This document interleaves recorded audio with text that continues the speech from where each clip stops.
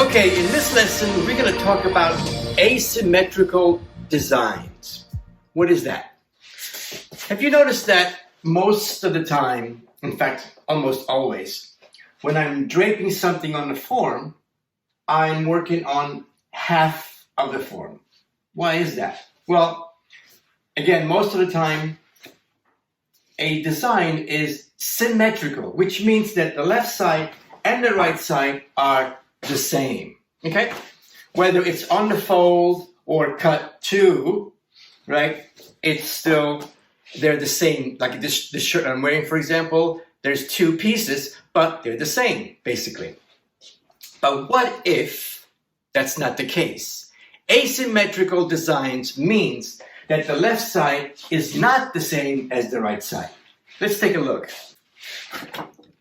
This is a symmetrical design. But what if you wanted to do a one-shoulder dress? Let's say you wanted to do something like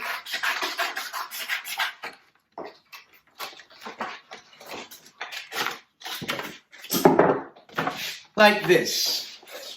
Notice that the left side is different than the right side.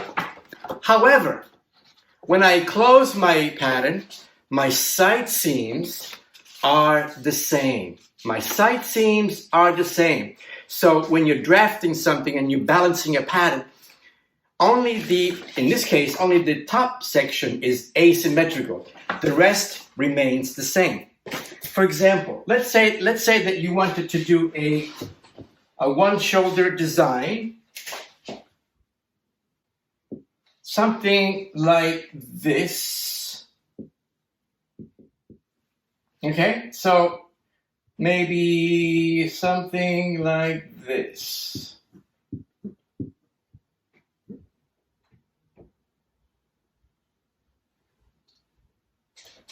Notice that the left side is different than the right side.